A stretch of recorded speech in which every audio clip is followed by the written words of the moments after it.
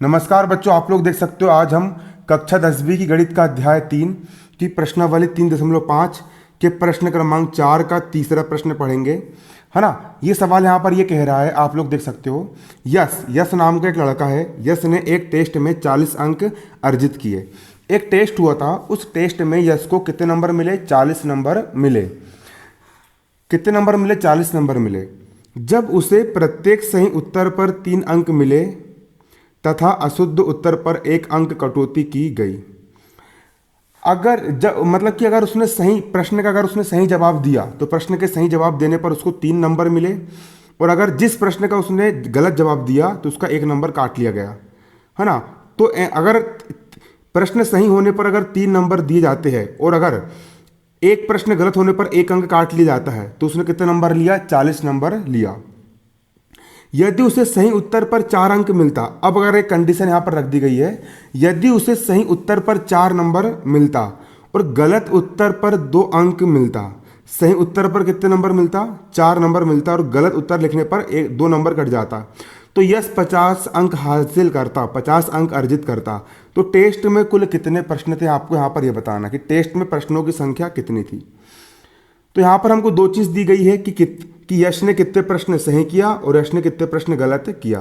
तो यहां पर हम ये मान लेंगे बच्चों की माना कि यश ने x प्रश्नों के उत्तर सही दिया और y प्रश्नों के उत्तर उसने गलत दिया। तो इसको हम हल करेंगे, बहुत आसान सवाल है। यहां पर डालेंगे हम हल, और हल डालकर यहां पर हम लिखेंगे माना यश ने x प्रश्नों के उत्तर सही दिया। माना यश ने x प्रश्नों के उत्तर सही दिया। यश ने x प्रश्नों के उत्तर सही दिया तथा x प्रश्नों के उत्तर उसने सही दिया तथा y प्रश्नों के उत्तर गलत दिया, तथा y प्रश्नों के उत्तर गलत दिया। यहां पर हम ये मान चल लेंगे कि माना यश ने x प्रश्न का जवाब सही दिया, यश प्रश्न का जवाब सही दिया, और बाय प्रश्नों का जवाब उसने कैसे दिया? गलत दिया। अब प्रश्न अनुसार यहां पर देखिए, सार देखिए, उसने कितने सवाल सही किया? उसने x प्रश्नों का उत्तर सही दिया, और उसने कितने सवाल गलत किया? उसने बाय प्रश्नों का उत्तर क्या दिया? उसने गलत दिया। अब देखो सवाल ये बोल रहा है, देखो सवाल यहां पर पढ़ी क्या बोल रहा है, देखो ना, प्रत्येक सही उत्तर पर 3 अंक मिले, है ना। प्रत्येक सही उत्तर पर 3 अंक मिले। कितने अंक मिले? 3 अंक। उसने कितने सवालों को सही जवाब दिया? 1 प्रश्नों का उत्तर सही दिया, और एक सही उत्तर देने पर कितने नंबर मिल रहे हैं? 3 अंक मिल रहे हैं। एक सही उत्तर देने पर 3 अंक मिल रहे हैं। एक सही उत्तर देने पर 3 अंक मिल रहे हैं। तो उसने कितने प्रश्नों को सही उत्तर दिया? X प्रश्नों को सही उत्तर दिया, तो उसको 3x नंबर मिल जाएंगे, है ना। यश ने x प्रश्नों के उत्तर सही दिया है, x प्रश्नों को उत्तर सही दिया है, और एक प्रश्न सही करने पर 3 नंबर मिल रहा है, तो x प्रश्न सही करने पर 3x नंबर मिल जाएंगे, है ना। इसके बाद उसने कितने उत्तर गलत दिया? बाय प्रश्नों के उत्तर उसने गलत दिया। कितने प्रश्नों के? बाय प्रश्नों के उत्तर उसने गलत दिया। तो देखो, तथा अशुद्ध उत्तर के पर 1 अंक कटौती की गई। गलत उत्तर देने पर 1 अंक काट लिया जाता है। उसने बाय प्रश्नों को उत्तर गलत दिया और गलत देने पर 1 नंबर काट लिया जाता है, तो यहां पर हम 1 का गुणा कर देंगे। 3 प्रश्न उसने, x प्रश्नों का जवाब उसने सही दिया, और एक सवाल का जवाब सही देने पर 3 नंबर मिलता है, तो x प्रश्न के जवाब सही देने पर 3x नंबर हो गए। एक सवाल के गलत होने पर 1 नंबर काटा जाता है, तो उसने बाय प्रश्नों को उत्तर गलत दिया, तो कितने नंबर कट जाएंगे? 1 y नंबर कट जाएंगे। तो टोटल उसके 3x नंबर का उसने सही जवाब दिया, लेकिन बाय प्रश्न के गलत उत्तर देने के कारण उसके कितने नंबर कट गए मतलब क्या हो गए? माइनस हो गए। और बराबर करके उसको कितने अंक प्राप्त हुए? बराबर करके उसको बच्चों यहाँ पर देख सकते हो आप, 40 अंक प्राप्त हुए। कितने अंक प्राप्त हुए? बराबर करके उसको 40 अंक प्राप्त हुए। कितने अंक प्राप्त हुए? 40 अंक प्राप्त हुए। तो बराबर करके उसको यहाँ पर कितने अंक प्राप्त हुए? 40 अंक प्राप्त हुए। इसको हम समीकरण 1 नाम देंगे। इसको हम क्या नाम देंगे? समीकरण 1 नाम दे देंगे। अब इसी प्रकार सवाल आगे कह रहा है, देखिए, यदि उसे सही उत्तर पर 4 अंक मिलते, सही उत्तर लिखने पर अगर उसको 4 अंक मिलते, देखो सही उत्तर पर उसको 4 अंक मिलते, है ना। एक प्रश्न अगर सही देता वो तो उसको 4 अंक मिलते। उसने कितने प्रश्नों का उत्तर सही दिया, उसने x प्रश्नों का उत्तर सही दिया तो उसको कितने नंबर हो जाते, 4x नंबर हो जाते, है ना। अगर दूसरी कंडीशन दी गई यहाँ पर, सेकंड कंडीशन, यदि उसको सही उत्तर लिखने पर 4 अंक मिलते, अरे तो एक प्रश्न का जवाब सही देने पर 4 नंबर मिलते। उसने एक प्रश्न का जवाब सही दिया तो उसके नंबर कितने हो गए, 4x हो गए। कितने नंबर मिल गए उसको, 4x हो गए, है ना। और तथा अशुद्ध उत्तर पर मतलब गलत जवाब देने पर 2 अंक कटते। गलत जवाब देने पर 2 अंक क्या कर लिए जाते, काट लिए जाते। गलत जवाब देने पर 2 अंक काट लिए जाते हैं ना। अभी एक प्रश्न का गलत उत्तर देने पर कितने नंबर काट लिए जाते, 2 अंक काट लिए जाते। उसने कितने प्रश्न लिखा, 22 प्रश्न लिखा तो कितने नंबर कट जाते, उसको 2 बाय नंबर कट जाते। उसने गलत 22 प्रश्नों का उत्तर उसने गलत दिया, 22 प्रश्नों का उत्तर उसने गलत दिया। एक प्रश्न को गलत लिखने पर 2 नंबर कट रहा है तो 22 प्रश्न गलत लिखने पर 2 बाय नंबर कट जाते मतलब माइनस हो जाते हैं। तो उसे कितने अंक प्राप्त होते हैं, तो यहाँ पर आप देख सकते हो, है ना। तो यश 50 अंक अर्जित करता। कितने अंक अर्जित करता, 50 अंक उसको प्राप्त होते। कितने अंक प्राप्त होते उसको बच्चों, यहाँ पर 50 अंक प्राप्त होते। इसको हम समीकरण 2 नाम दे देंगे। इसको आप किसी विधि से हल कर सकते हो। सवाल ने ऐसा नहीं बोला कि आप इसको वज्र से ही हल करो, इसको मैं आपको विलोपन विधि से हल करके दिखाऊंगा।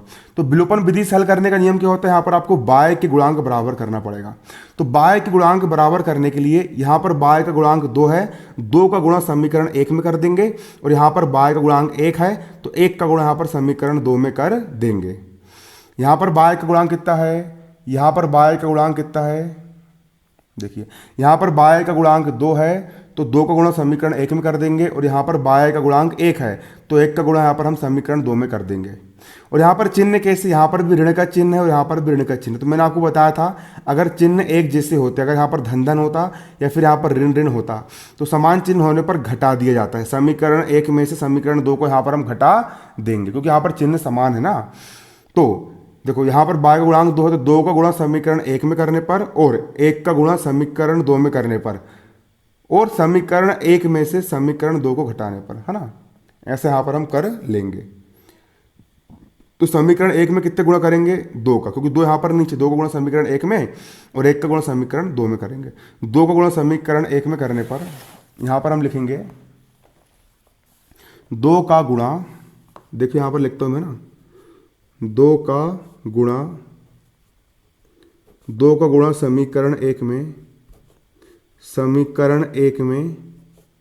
तथा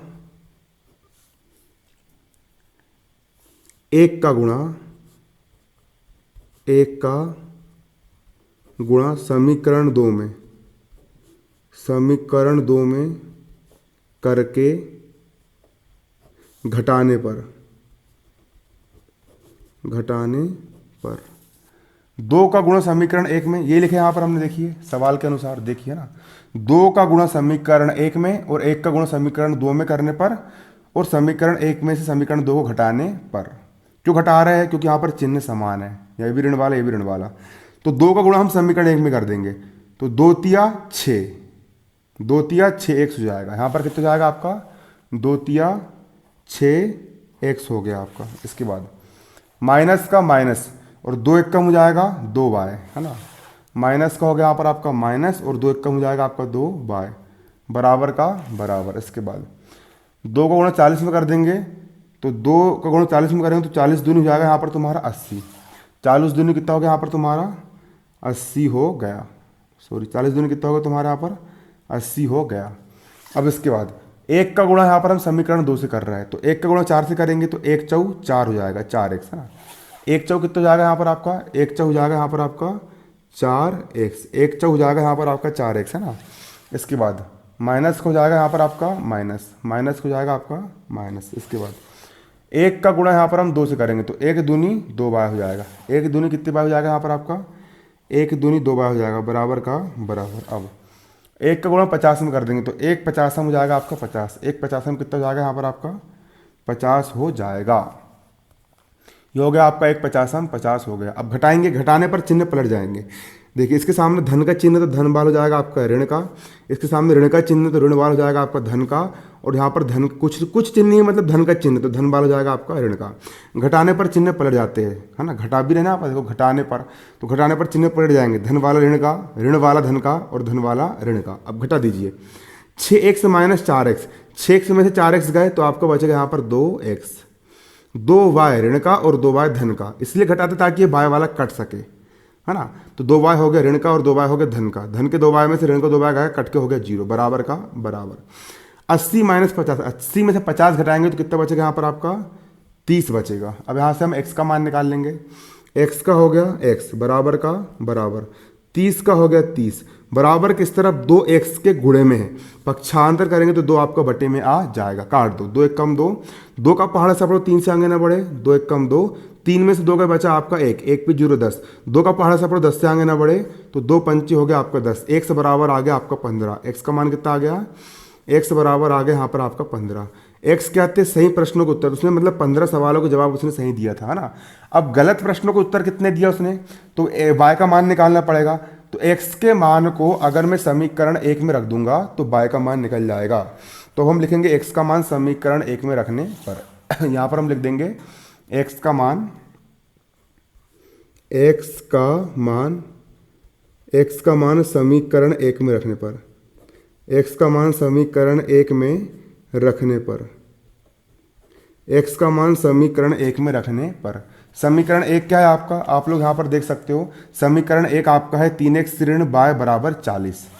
तो यहाँ पर मैं रख दूंगा क्या, 3x ऋण y बराबर 40। अब मान रख दो x का, 3 का हो गया 3, x का मान कितना है, x का मान आपका 15 है, x का मान यहाँ पर रख दूंगा मैं कितना 15, माइनस y का माइनस y बराबर 40 का हो गया बराबर 40, 15 गुणित 3, 15 तिया कितना हो जाएगा आपका, 15 तिया हो गया आपका 45, माइनस y का हो गया माइनस y बराबर 40 का हो गया बराबर 40। अब 45 का हो गया 45, बराबर किस तरफ 40 धन का है, उसको उस तरफ लाएंगे तो 40 आपका ऋण का हो जाएगा, बराबर का बराबर, बराबर किस तरफ y ऋण का है, इसको उस तरफ ले आएंगे तो y आपका धन का हो जाएगा। 45 में से है ना, सॉरी है ना, देखो ना, अब 45 में से 40 गया आपका बचेगा 5, बराबर का बराबर और y का हो गया y, तो y बराबर 5 आ गया, y का मान कितना आ गया यहाँ पर आपका 5 निकल करके आ गया।